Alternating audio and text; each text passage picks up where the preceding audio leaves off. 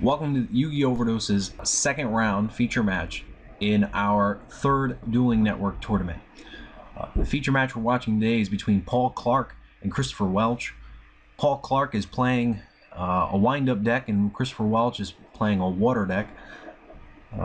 This match was selected as the feature match, not necessarily because of the interesting matchup, but primarily because I like Clarke. No one's going to be joining me today. I don't know if that's going to make me more or less distracted.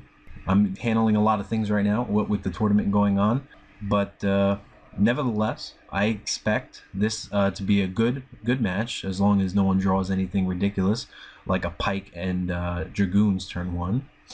And yeah, I'm not joined by anyone. Owen had to leave for a moment. It is his birthday, so I expect some comments below saying happy birthday, Owen, etc., etc. He might be back a little later, but in any case, so Chris Welch opened up, and he opened up pretty well. Let's see if Paul can fire back with a Magician Shark.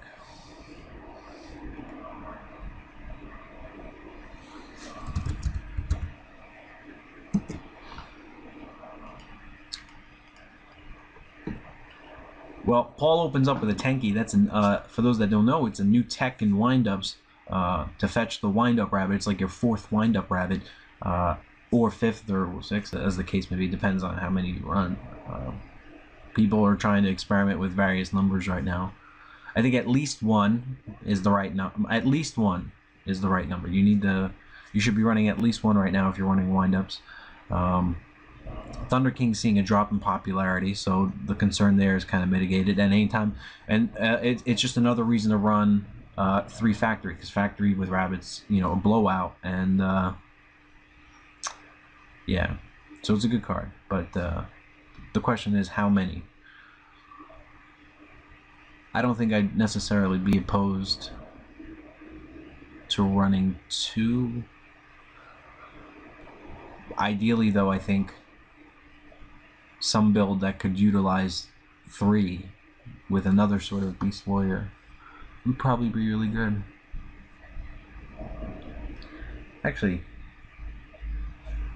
I guess since I have no one to talk to, I have no one really to bounce ideas back and forth of, I'll just share this.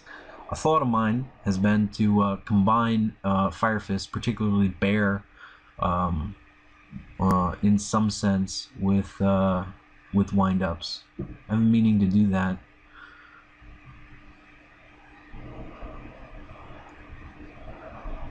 I didn't see what you discarded. My apologies. I guess Dragoons was one, but anyway, one of the concerns coming into this event as a wind-up player. Oh wow, Moon Glacier was really clutch.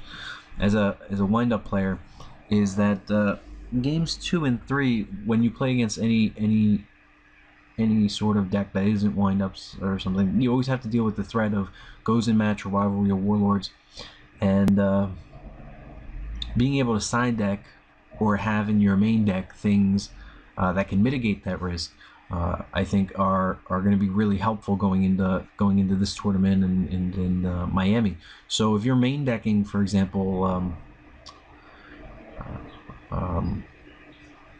the Fire Fists, Bear, and Gorilla, then that you could very well have an advantage, or at least side decking it. Like I've been an advocate of side decking from windups into heroes in the past, and to get rid of that threat of rivalry and goes in game 2 and 3. But I think just as well, side decking into Fire Fists might be a thing. I haven't seen many people or I haven't really seen anyone talk about that. But it might be kind of cool, or it could be terrible. I could be just totally. It could be one of those ideas that just don't pan out. For the record, Welchy, has opened up the stone cold nuts. There's absolutely nothing that he's played that hasn't been absolutely perfect to draw.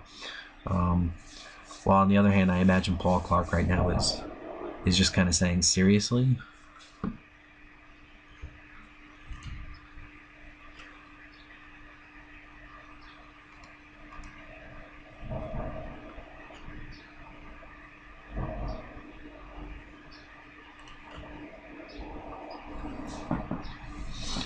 Forgot the rabbit, but I don't think he. What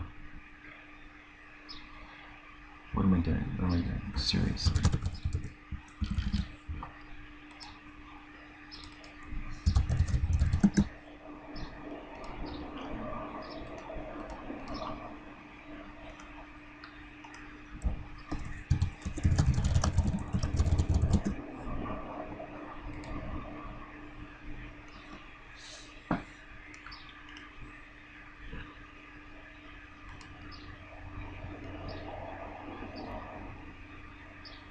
Checking out the watchers chat.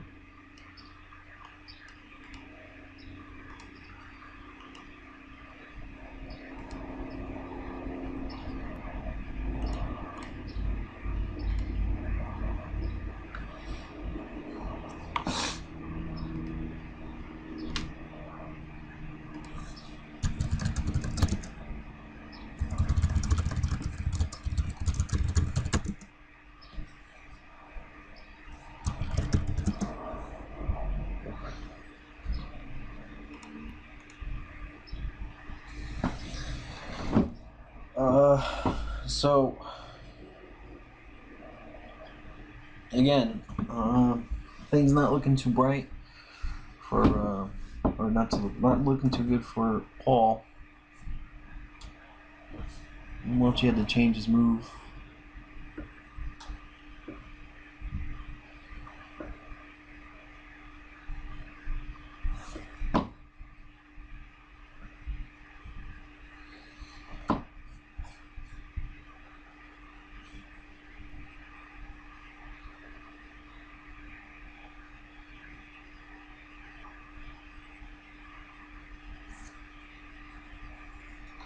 Really appreciate the fact that Chris is being understanding about this. The situation where Paul forgot his rabbit.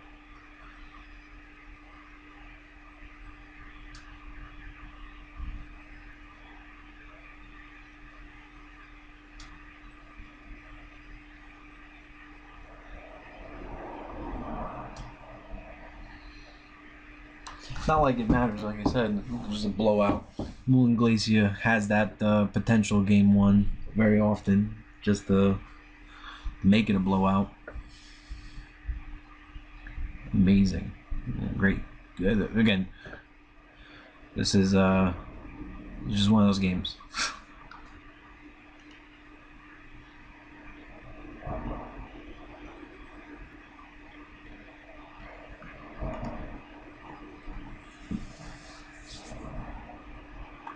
So unfortunate for Paul that he had the marksman in his hand.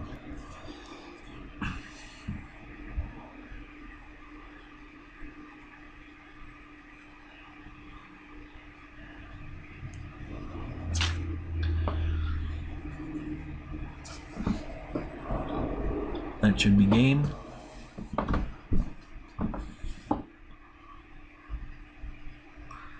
One of the downsides, I mean, I shouldn't even bother saying this.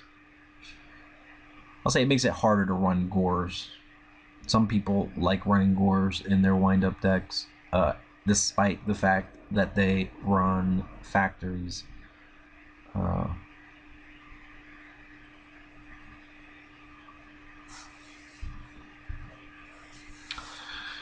Well, that was a quick one, relatively quick. So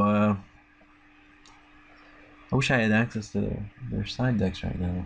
I don't want to get caught on camera. I'll say, generally speaking, if you're the water player, you might want a side deck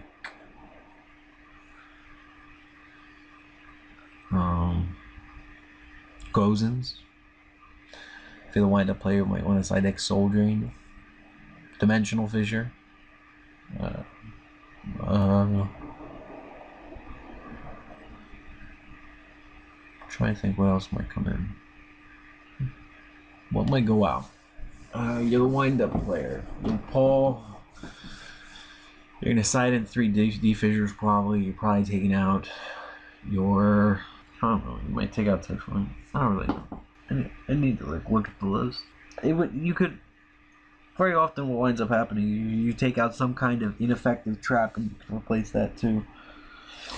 But I don't know that that there's an ineffective trap in this match. Like if, for example, if Paul was running Compulse, like you don't want Compulse against water, that could easily come out for Dimensional Fissure, etc., etc.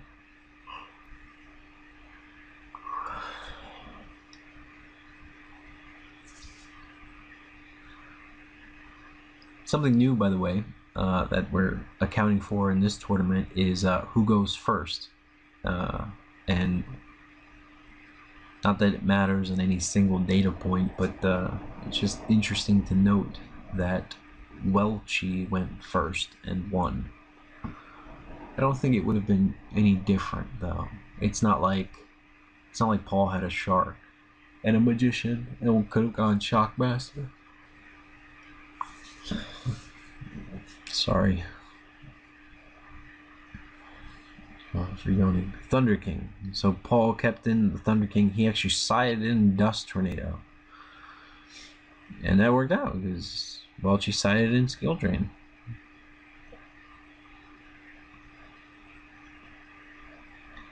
I don't think I'd ever. I don't.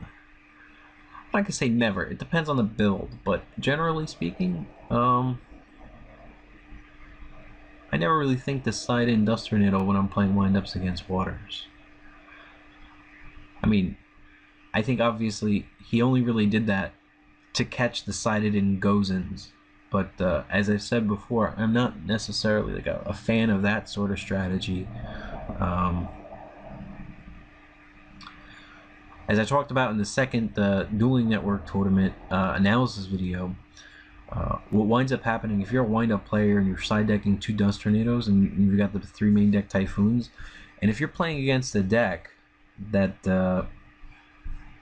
that side decks in 3 of those cards that automatically mean game, like rivalries or goes-ins, then what winds up often being the case is that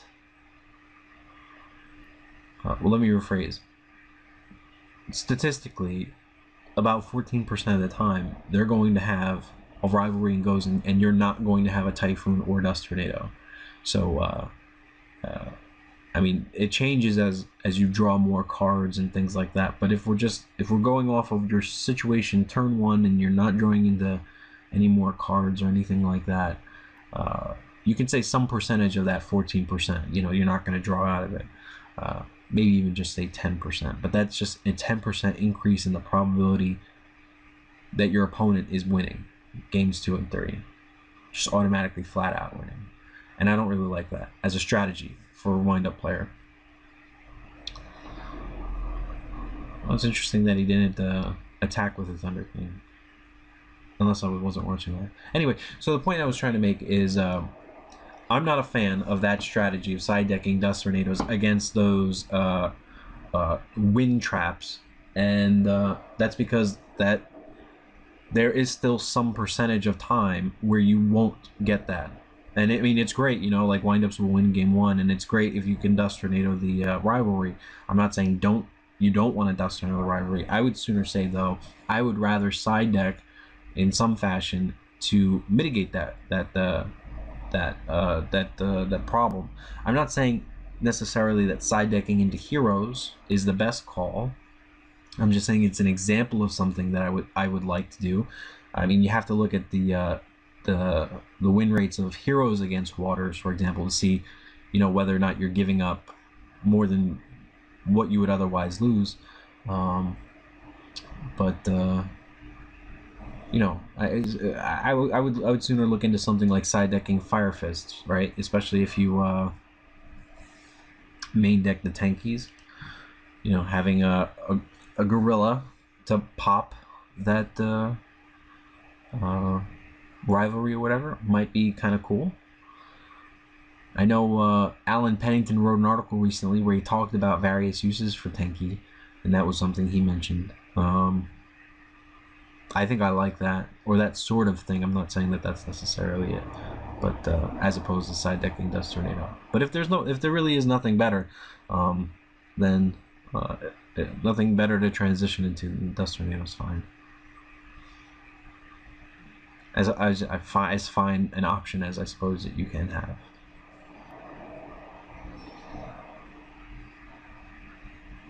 It's just interesting to think that he side decked anywhere between 3 and 5 cards minimum now.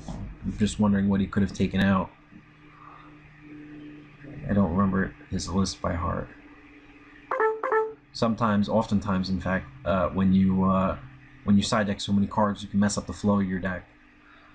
So for example, it's really interesting that he kept in the Thunder Kings, like, because it's hard to think about what 5 cards I'd prefer to take out before Thunder King. In this matchup, anyway. I guess Thunder Kings. I guess Thunder King isn't so bad.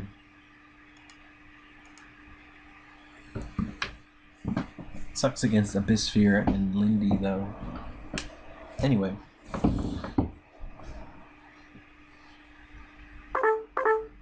I don't think you can use it on Magalo. I guess it's really just to stop D, though. I don't know. Anyway.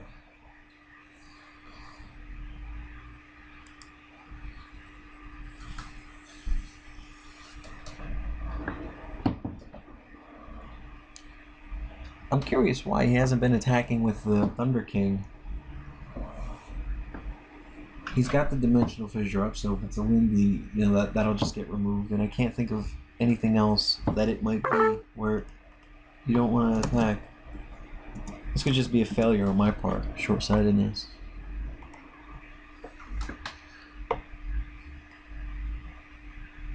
Not short-sightedness. Anyway, let's check out the Watcher's chat.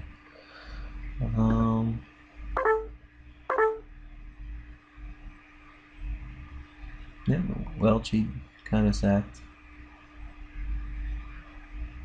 Game 1, I mean.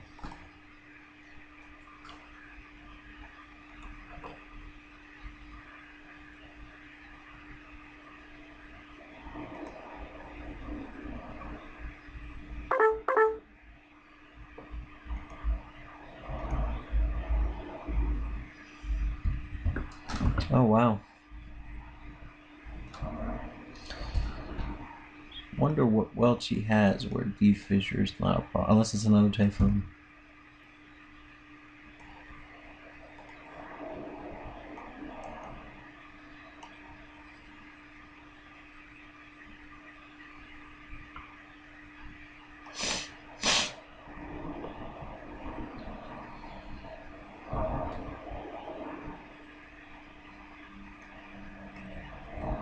It's unfortunate for Paul. There's another reason I don't like Thunder King when I sided into Dimensional Fissures. It literally does nothing except stops hanging searches.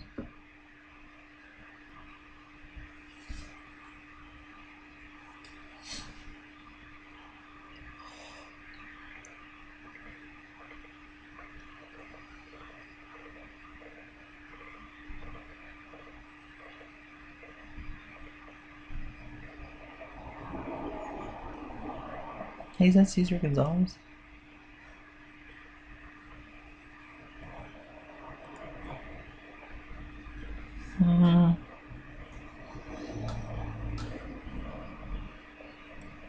Anyway. So we just got a message from Chris LeBlanc or Kyle Crittendale. I'm putting him on blast in his feature. How many rounds? Buddy, I said... Nope, I'm not... You know what? I'm not going to be mean in the message. But I hope he watches this so he knows I'm being critical of him. It's right there in the event description. 6 rounds.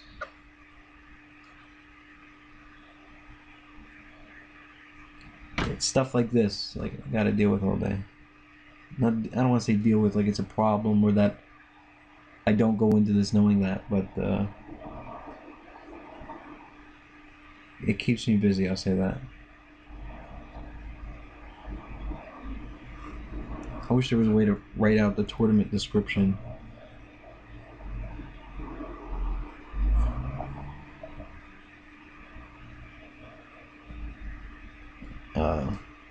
So that people read it. Ooh, that was so cute. You don't often see a Zen means triggering a magician.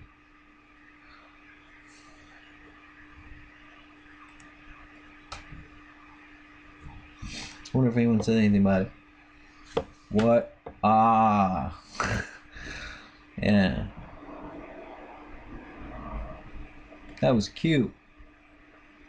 Super cute.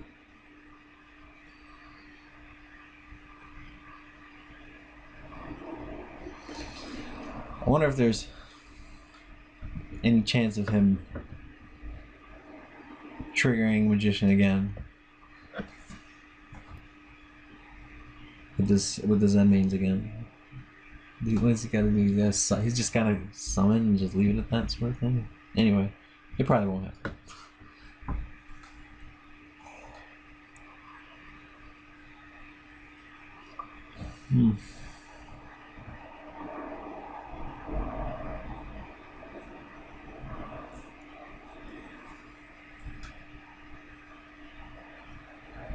Well, lest there be any mistaking it, let us be clear. Welch draws really well. I don't want to play against him in a tournament.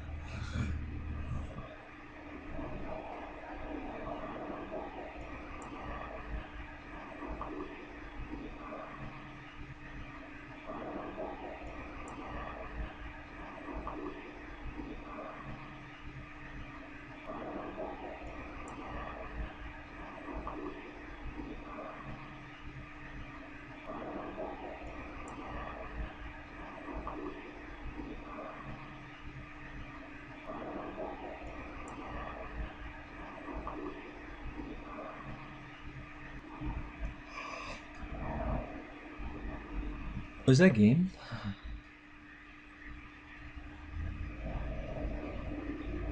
Uh, 40. That's 18.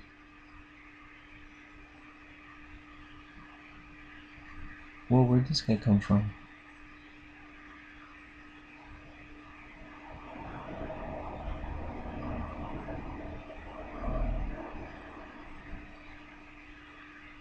I'm confused.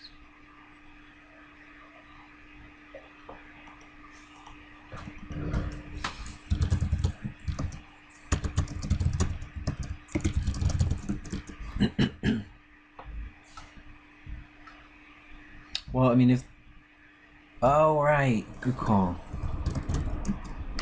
Right. I totally forgot about that. Anyway, it's game.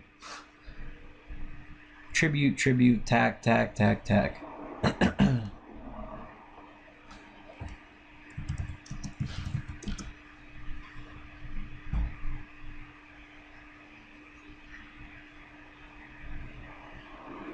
I totally forgot what gun to do. Whatever.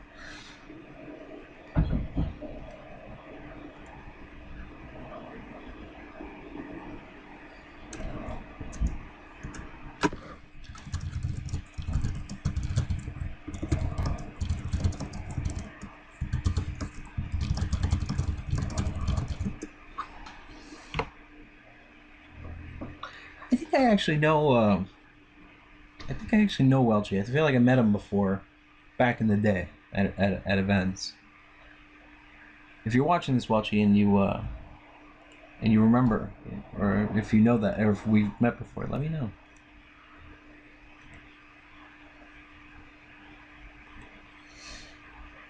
Anyway, that should be managed.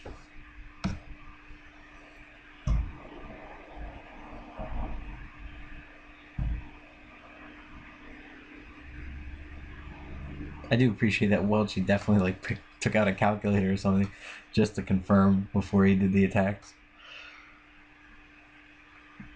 Oh, too funny. The Thunder Kings. Not sure I like them. It's whatever. Anyway, good games, guys, and congratulations to Chris for winning this feature match. To the rest of you, see you soon.